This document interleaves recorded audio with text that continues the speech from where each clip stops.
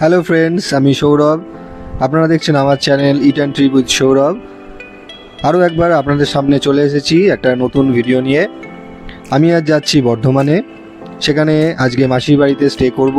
পরের দিনকে যাব পূর্ব বর্ধমানের সতীপীঠ মা যোগাদ্দার মন্দির দর্শন করতে। সমস্তটাই রয়েছে আমার চ্যানেলের মধ্যে, আপনারা দেখবেন এবং অবশ্যই লাইক শেয়ার কমেন্ট করবেন। আর আজকের এই ভিডিওতে আমি কলকাতা থেকে বর্ধমানে খুব অল্প সময়ের মধ্যে কিভাবে গিয়েছিলাম সেটি আপনাদের সঙ্গে শেয়ার করলাম।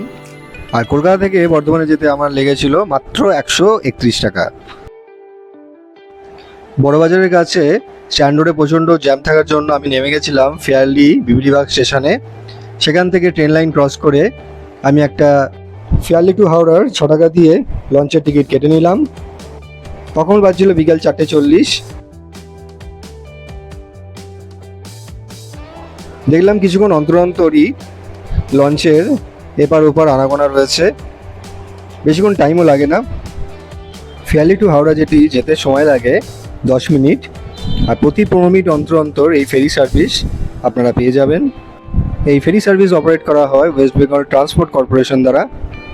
এই ফেয়ারলি টু হাওড়ার ফেরি সার্ভিসের ডিস্টেন্স হচ্ছে 2.5 কিলোমিটার মতন। দেখতে পেলাম ভেসেলটি হাওড়া থেকে আমাদের ফেয়ারলি ঘাটের দিকে আসছে।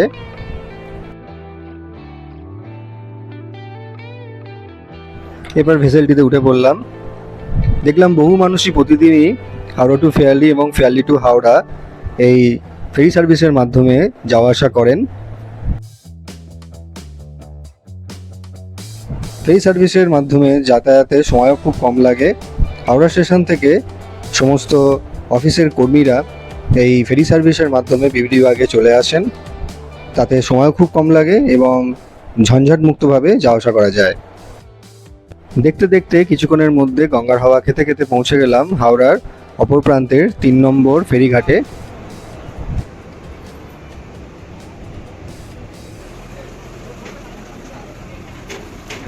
এরপর নেমে পড়লাম হাওড়া জেটিতে।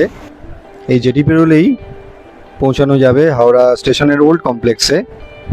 আমি ওল্ড কমপ্লেক্সে গিয়ে সেখান থেকে তাড়াতাড়ি হাওড়া থেকে বর্ধমান যাওয়ার একটি লোকাল ট্রেনের টিকিট কেটে নিলাম। টিকিটের দাম ছিল 25 টাকা। দেখলাম 6 নম্বর প্ল্যাটফর্ম থেকে হাওড়া টু বর্ধমানের একটি গ্যালোপিন ট্রেন, এই ট্রেনটা ছাড়বে।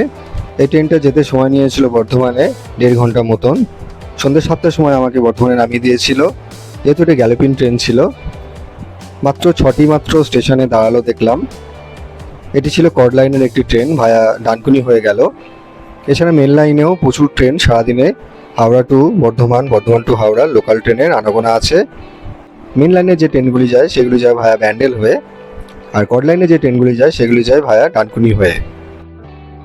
এরপরে কাটোয়া লাইনের বর্ধমান থেকে আরেকটি ট্রেনে করে আমাকে যেতে হয়েছিল মাসির বাড়ি, যেখানে আমার ছিল গন্তব্যস্থল। এরপরের দিন আমি গিয়েছিলাম পূর্ব বর্ধমানের ক্ষীরগ্রামে, যেখানে সতীপীঠ যোগাদ্দা মায়ের দর্শন করতে। সেই ভিডিও রয়েছে আমার অন্য একটি ব্লগে, সেটিও আপনারা দেখে নেবেন। সঙ্গে রয়েছে আপনাদের জন্য সতীপীঠ যোগাদ্দা মায়ের সম্পর্কে অনেক রকমের তথ্য। আশা করছি ভিডিওটি আপনাদের ভালো লাগবে। ভিডিওটিতে লাইক শেয়ার আর কমেন্ট করতে ভুলবেন না। আর যদি আমার চ্যানেলে নতুন বন্ধু হন তাহলে চ্যানেলটিকে সাবস্ক্রাইব করে নেবেন। আশা করছি সবাই ভালো আছেন। সবাই সুস্থ থাকবেন আর ভালো থাকবেন। আজকের ভিডিও এই পর্যন্ত, পরে আবার নতুন কোনো ভিডিও নিয়ে দেখা হবে। Tata friends.